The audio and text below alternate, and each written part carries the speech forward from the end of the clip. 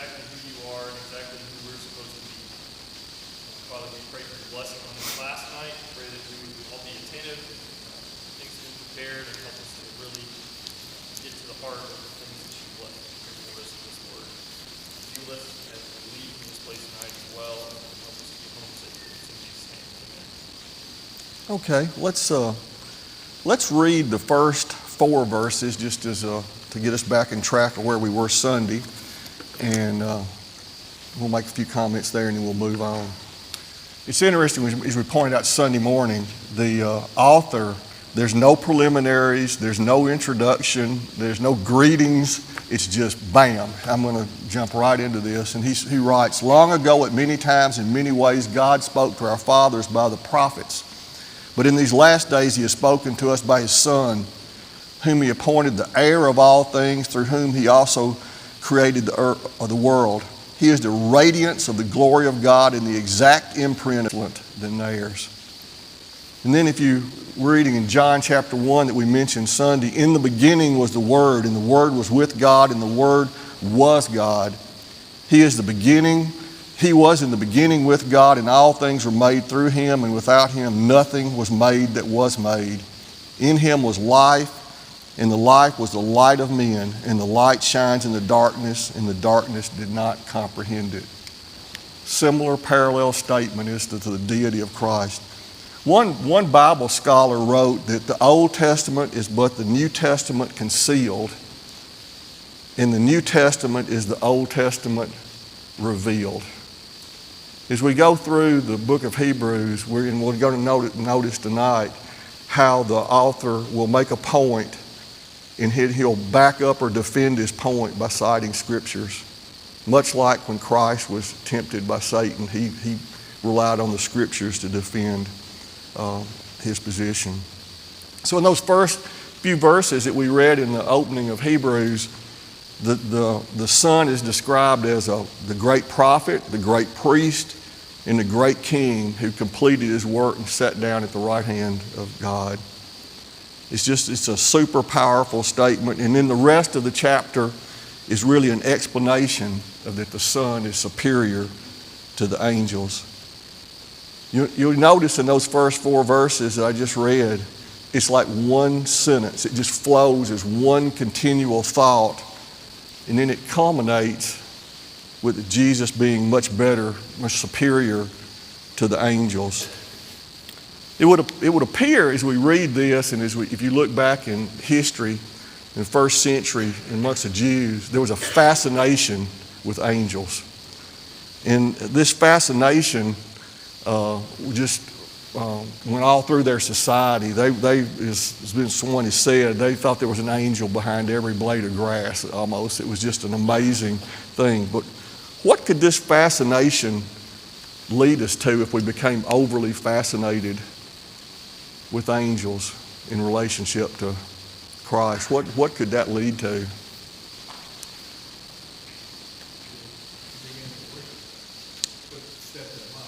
Yeah. Yeah. Yeah. And we're going to spend a little time tonight looking at angels, because obviously they are powerful beings and they're involved in the servants of God. But it appears that the recipients of this letter have elevated them to a point where they've demoted or demeaned the role of Christ. What does the word angelos, angel, what does that mean? What's the definition of that, if a biblical definition of that? Pardon? Yeah, they're just messengers of God. They're servants of God. Angelos is just a messenger of God. It's Jay and I had taught the middle school class in past quarter on Acts, looking at Paul's missionary journeys.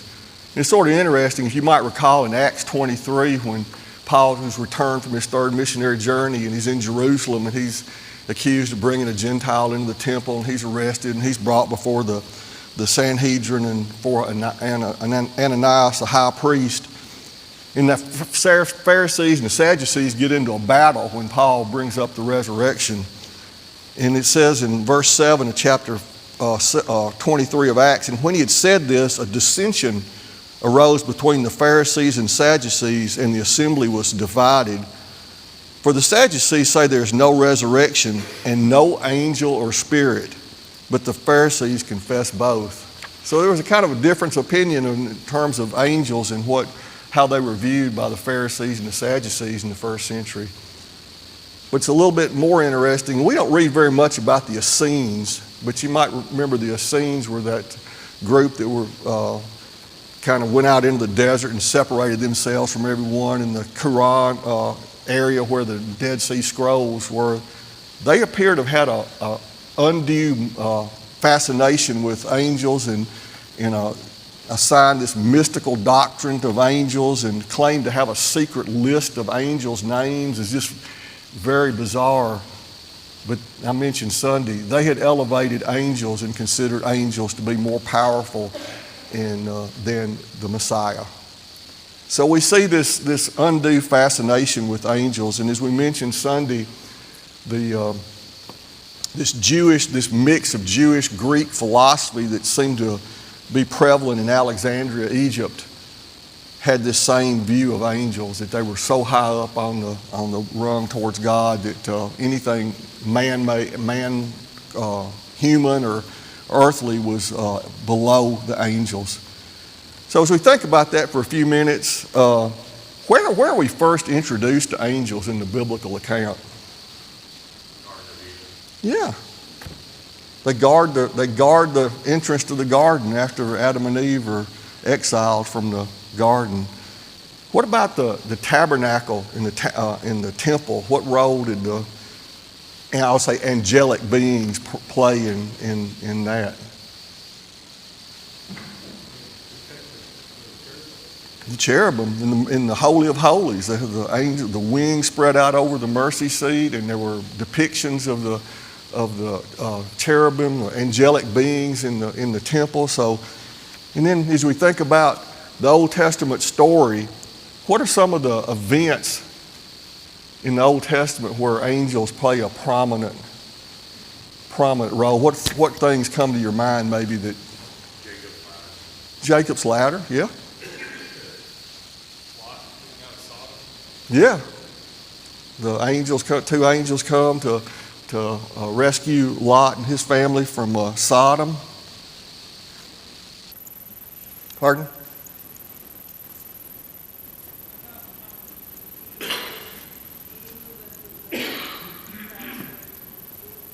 I couldn't hear you.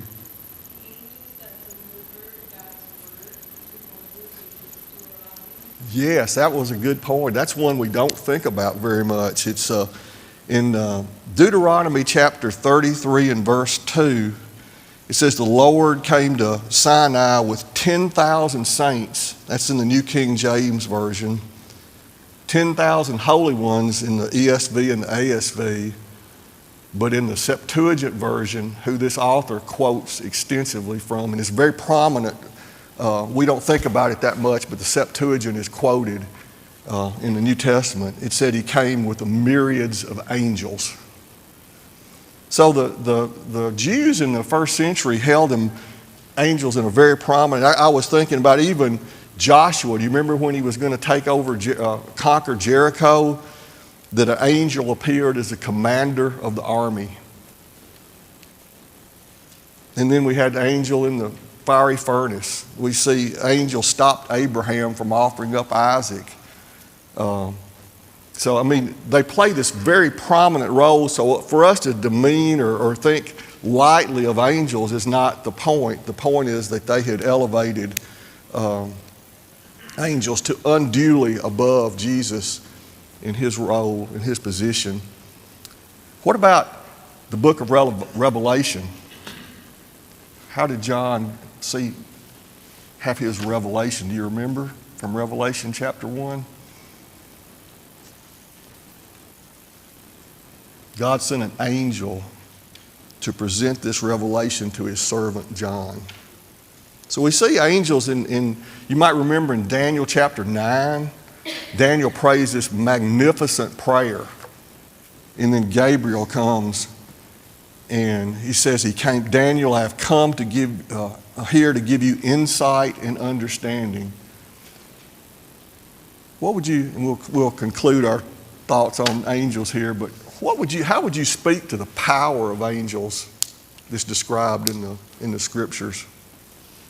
Pretty much every time somebody saw one, they just freaked out.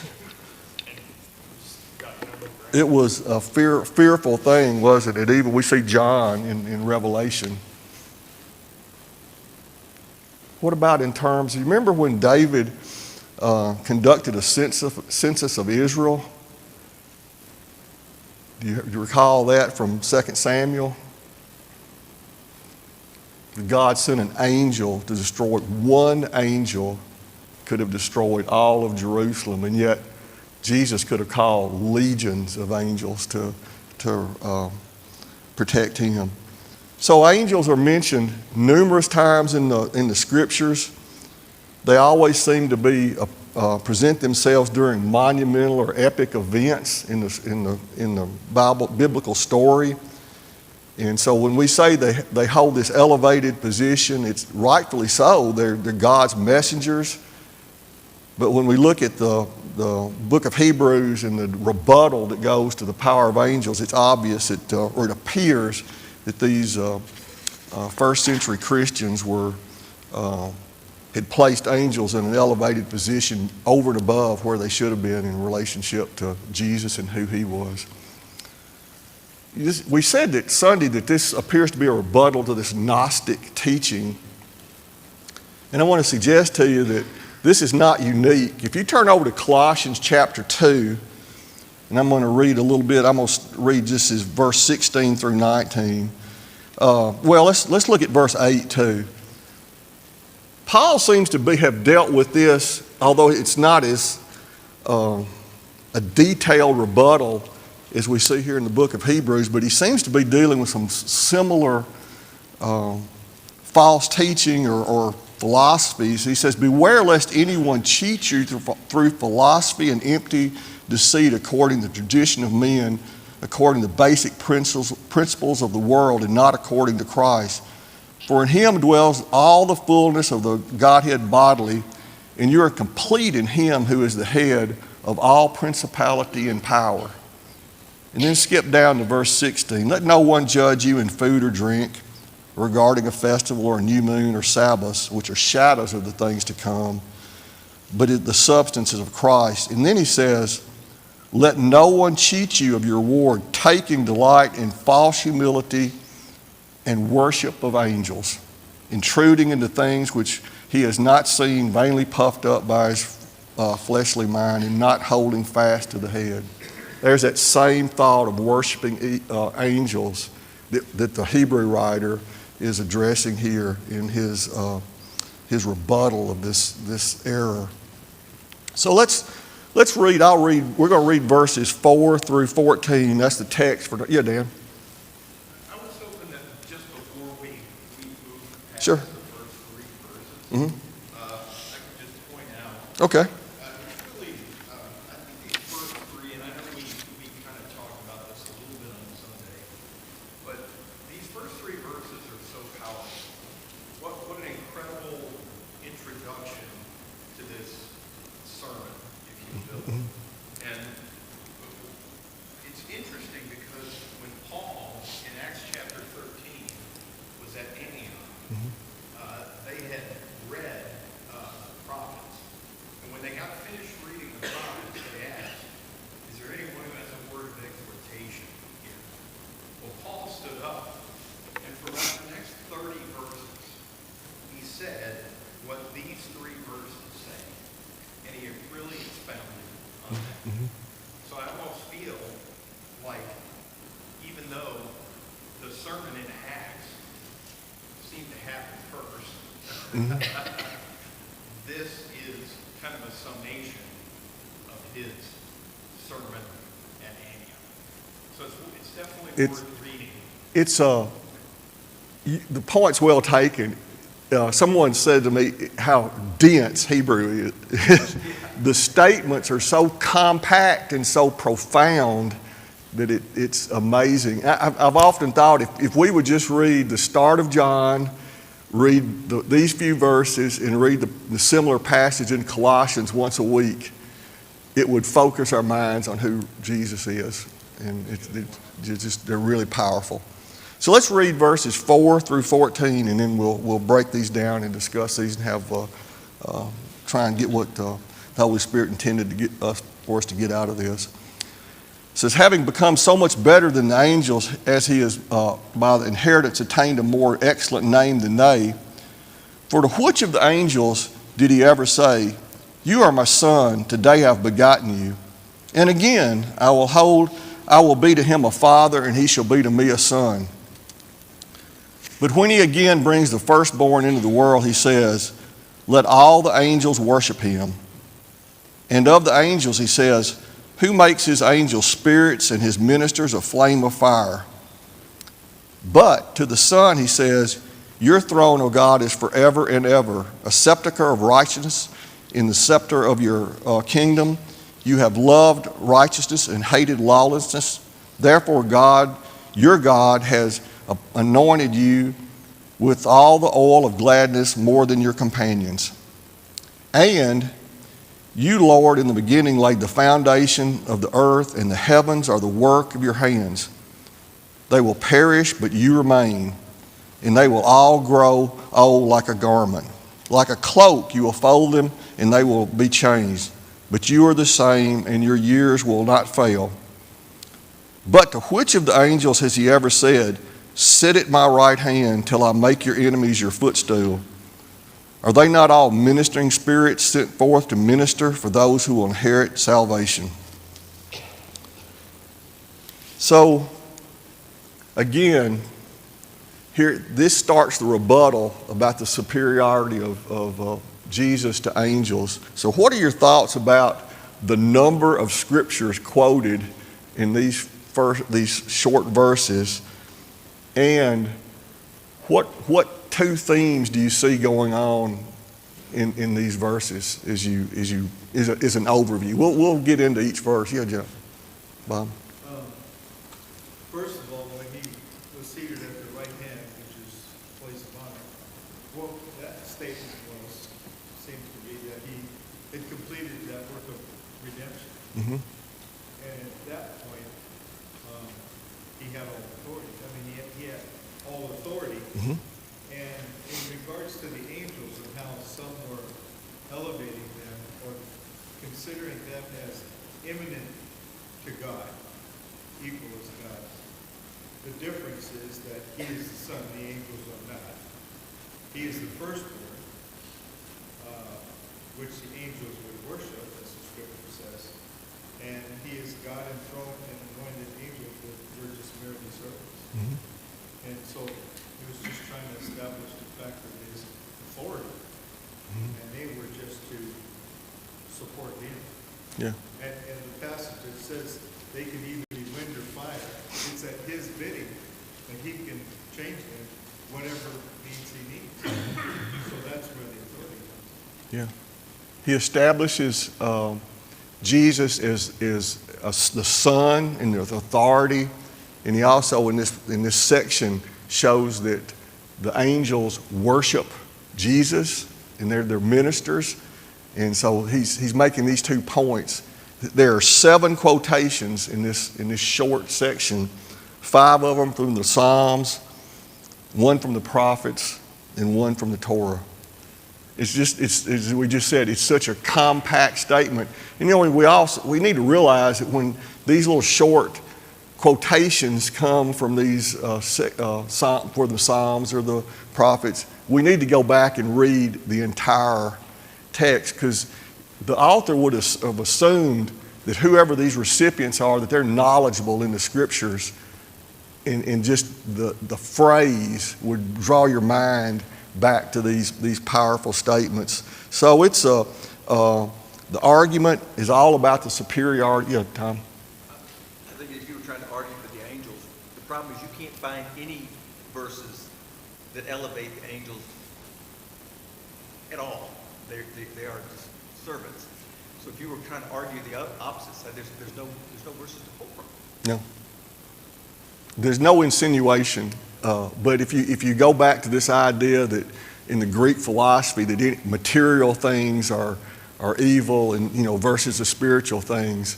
And then we see the prominence of angels in the scriptures. I wouldn't say it's easy, but you can kind of understand where this argument, where this error has crept in. So let's look at verse 5, and it says, "For which of the angels did he ever say, 'You are my son, today I've begotten you'?" Of course, I'm sure if you have your study Bibles. Yeah, Steve. Before we go past verse 4, I just wanted to point out that I think verse 4 can be easily misunderstood by somebody who's not a really good Bible student, because it says he became greater than the angels. Well, he was always greater than the angels, but if you keep reading the letter, you find out he voluntarily became lower than the angels. Yeah, that's a good point. Yeah. Jesus, and we'll see this as we read through this. Jesus is eternal. He'll make that point in his argument. So he's beyond, outside of creation. He was at the creation. Jesus is eternal. So he says, "For which of the angels did he ever say, 'You are my son, today I have begotten you'?" That's a quote from Psalms chapter 2, verse 7. And again, I will be to him a father, and he shall be to me a son. And that's a quote from 2 Samuel chapter 7. We kind of alluded to this, but why do you think he starts his argument with these two verses? And then a follow-up to that question, does being a son imply more than just lineage in terms of Jesus' role or Jesus' relationship with the Father? I think it's possible because that he started with this particular verse, because no one would ever argue that this applies to anything other than the Messiah, the Son. It is an absolute strict reference to the Messiah. It doesn't have a dual fulfillment, as a single fulfillment in Jesus. Yes. It's a psalm dealing with the Messiah's triumphal entry. It is a messianic psalm, and just as you stated, he's the Son of God. He's the Messiah. And I guess the point I wanted to make is there's also this idea in Jewish thought that being a son, that you have it's not just the birthright, it's that you're aligned with your father. You're in agreement with your father. You're like your father. If you remember over in John chapter 8, when Jesus was speaking to the Pharisees, and you remember how critical he was. He says, "You're of your father's the devil." He refers to them as being of the devil. They're the father's children. And so he meant by that, they weren't related to Satan, but they acted like Satan. And we have this idea, and in Jesus, we see all that through scriptures. Jesus would say, the Father and I are one. And I just wanted to make that point, yeah. And I was just going to say, John 10:30 says, "I am the Father of the Father." Yeah. So look at, if you look over, I'll read it to you, but in Psalms chapter 2, it starts off, "Why do the nations rage and the people plot a vain thing, and the rulers take counsel together against the Lord, against his anointed?" And he goes on, then he shall speak to them in wrath and distress them in his deep displeasure. Yet I have set my king on my holy hill in Zion. I will declare the decree. The Lord has said to me, 'You are my son, today I've begotten you. Ask of me, and I will give you the nations for your inheritance, and the ends of the earth for your possession.'" It's not only a statement of that it's the power that goes with it too, the statement of authority. And then the scripture in 2 Samuel chapter 7 is God's covenant with David. "When your days are fulfilled and your rest with your fathers, I will set up your seed after you, who will come from your body, and I will establish his kingdom, and he shall build a house for my name, and I will establish the throne of his kingdom forever. It will be his father. I will be his father, and he shall be my son." So the language in there is the kingdom is established. So it is a clear messianic statement that he makes to start his argument about being superior to angels. So Psalm chapter 2, we see David, the Messiah, Jesus, enthroned as a Davidic king. And in 2 Samuel, we see the final promised Davidic descendant in Jesus. So no angel holds this position. There's no question. There's no angels holds this position. So let's read verses 6 and 7. Notice in this the buts. There are 3 buts in his argument that he says that is pointing out that Jesus is superior. Verse 6, but when he again brings the firstborn into the world, he says, let all the angels of God worship him. And in verse 7, and of the angels, he says, who makes his angels spirits and his ministers a flame of fire? What are your thoughts on this in relationship to Jesus? What's the point here? In comparison, he already declared Jesus is the Messiah, the Son of God. Now, what's his point in these 2 verses? Jesus utilized the angels where he seemed fit, where it was necessary. They were in subjection to him. Yeah. They actually worship, the angels actually worship Christ, is what I think that's the point here.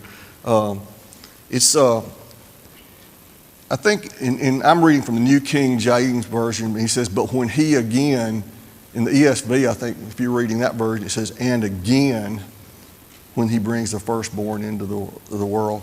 So, depending on where you put that term, it could be that people have read into that Jesus is going to bring the firstborn into the world again later. And I think that's not the proper interpretation of that or the reading of that. That's not appropriate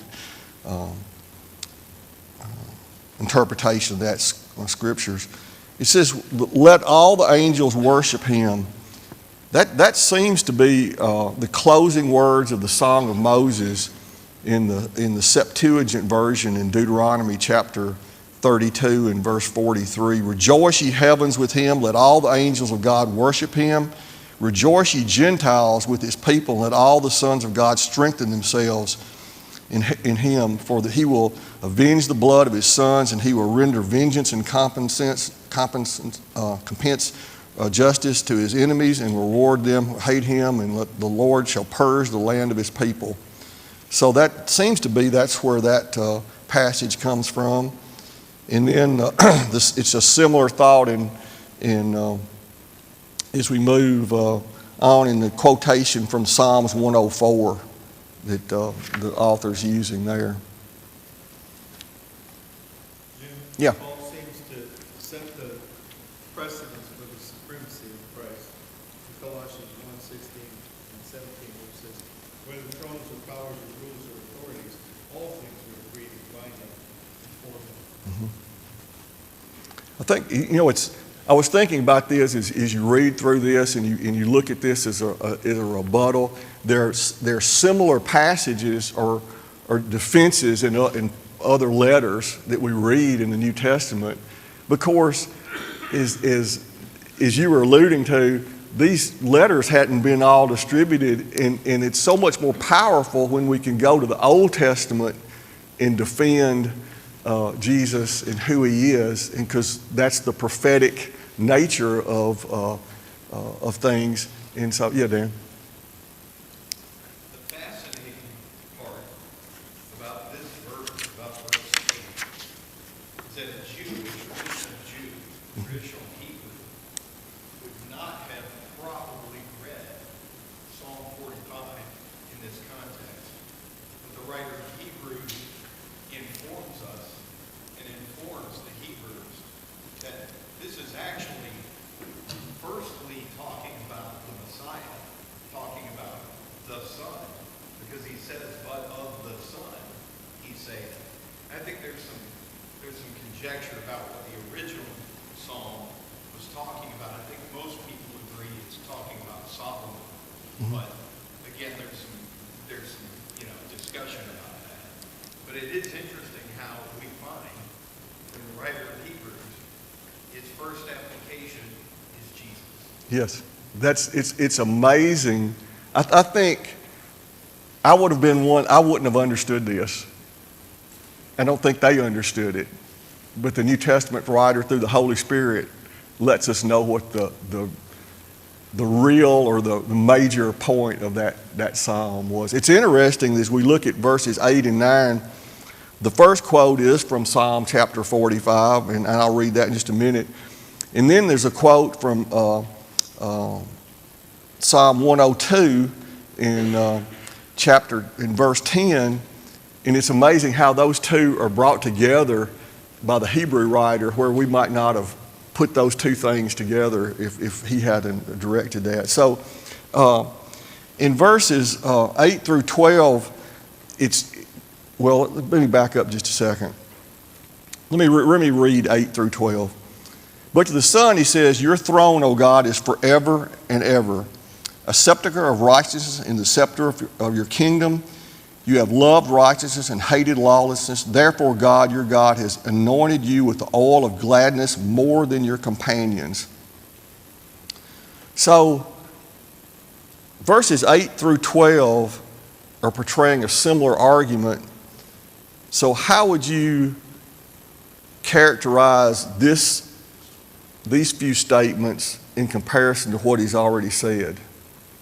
Dan's already noted that this came from it's a quote from Psalm 45, but how would you characterize what he's arguing here?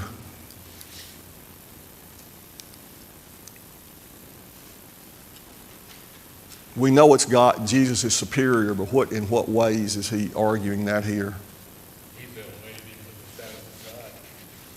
Mm-hmm.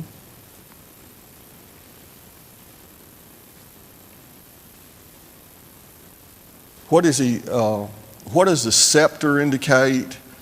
And you've loved righteousness and hated. What is that indicative of, or a role? Maybe that's a better way to put it. What role does that? The king holds the scepter, and he rules, and it's basically what he's saying is that this is the final revelation. Revelation of Christ is it. Again, he's making this point in saying that your throne, oh God, is forever and ever, because he's saying that this is referring directly to the Son. And again, like you mentioned, the scepter of rightness is the scepter of the king. He rules. Yeah, that was what I was looking for. It's kingly language. It's kingdom language. It's reign. Jesus is reigning over his creation. So there's anointed. He's anointed. This is kingly language. We've had him portrayed as the Son, an inheritance. We've seen that the angels, their subservient role. They're messengers. They worship Jesus. And in this section, he's portraying Jesus as the king, ruling. So in verse 5, like I said, Jesus is deities, the Son. Verses 6 and 7, the angels are servants. And now verses 8 through 12, we see him as Jesus is the king, and he's reigning over creation. So it's just interesting how he's got, it all ties together, but he's taking different tacks as he moves through this. Chapter 45 of Psalms, and I'll just read these few verses because it's just powerful when you read it all in the whole statement. My heart is overflowing with a good theme. I recite my composition concerning the King. My tongue is the pen of a ready writer. You are fairer than the sons of men. Grace is poured upon your lips. Therefore God has blessed you forever. Gird your sword upon your thigh, O mighty one, with your glory and your majesty. And in your majesty ride prosperously because of truth, humility, and righteousness. And your right hand shall teach you awesome things. Your arrows are sharp in the heart of the king's enemies. The people shall fall under you. Your throne O God, is forever and ever. A scepter of righteousness is a scepter of your kingdom. You love righteousness and hate wickedness. Therefore God, your God, has anointed you with the oil of gladness more than your companions. It's just emphasizing Jesus' role. Christ's role as the eternal king, reigning. And I have one question at the end of that passage. Who are the Messiah's companions in this verse?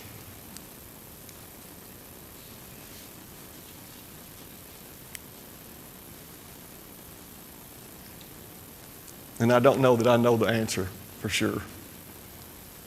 It's just a peculiar thing when you read. I don't think it's referring to angels. Yeah. Well, I was going to say angels because he's making the comparison of how Christ is superior to angels. So companions doesn't seem like an odd word to use for angels. Yeah. Kind of fit the context to say you're superior than angels, you're superior than your companions. Yeah. It seemed like to me that it wouldn't be angels because they're inferior. If they're the language, they're companions. It could be a reference back to the many sons or brothers referenced in Hebrews chapter 2 in verses 10 and 11. It could be that thought, the brethren. It's an interesting thought. I was reading through the Gospels, and you might remember when Jesus met Mary Magdalene after he was resurrected. And in all in the gospel text, you will hear referred to as the disciples. And after he's resurrected, he tells Mary Magdalene, go tell my brethren.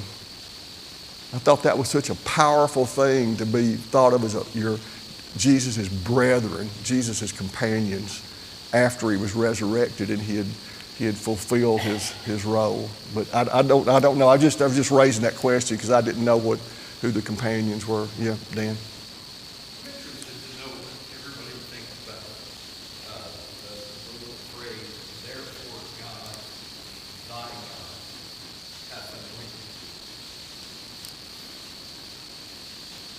thee. Yeah. It's an interesting way to put it. Play on word. Yeah. Well, because we know that Jesus in all things is subservient to the Father. So here we're saying that if God has anointed him king, he did it by being subservient to the Father. And of course, we know at the end he will hand the kingdom back to the Father. Yeah. At the judgment. So it is an interesting kind of Jesus is deity, exactly. so I don't know if it sort of reads like it's referring to Jesus as deity and God has anointed him. But Yeah, and you remember when Jesus was being asked by certain individuals about, teacher, we know you're good, okay? He said, why do you say I'm good? No one is good but God. Even at that point, he revered the Father above, at the very least above his earthly status. yes, I think that's a good way to put it. In the role he played as the Messiah on earth, he humbled himself into that role, and he was always obedient to the Father. But the triune, that's a difficult thing for us to wrap our minds around. Yeah.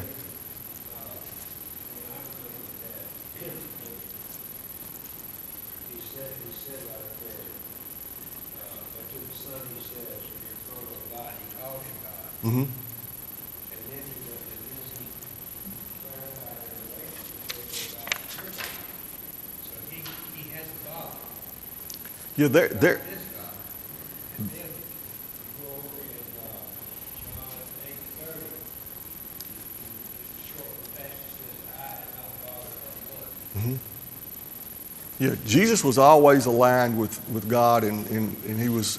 But there are phrases in here that seem to the words applied to God are applied to Christ, and I know that's a difficult thing for us to completely understand, but they do seem to apply to Jesus.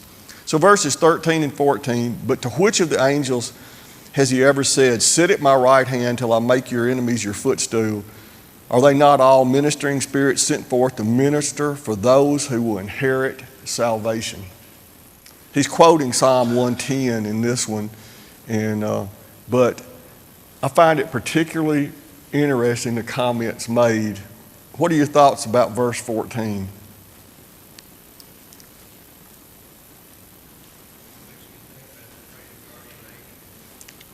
Yeah.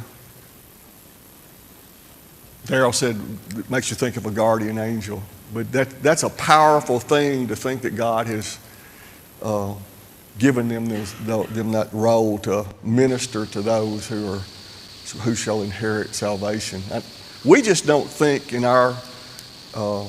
we just don't think very much about angels, and probably I don't know what role we should think about that, but there are principalities and powers behind the scenes that we're unaware of, and it's an amazing thing. You might remember that.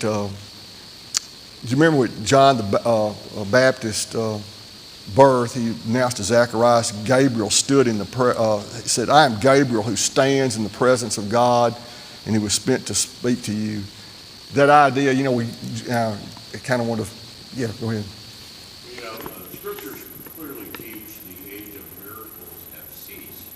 And if it wasn't for this verse, some would probably argue the age of angel intercession has ceased. But I mean, there's no limit to this. We don't see them. We don't know anyone that has ever spoken to an angel or had a revelation for an angel. So I think we almost think in our minds, God works from heaven without angels. Beware lest you have entertained angels unaware. Yeah. So, yeah. We really don't think about angels. We don't attribute things to angels. We attribute to God, but God has always used angels to change things physically, spiritually, throughout the world. Not only that, remember the revelation to John, the 7 churches of Asia, each had an angel. I had an angel, yeah. So, does Brentwood have an angel? It's not out of the question. It's an amazing and scary thing to think about.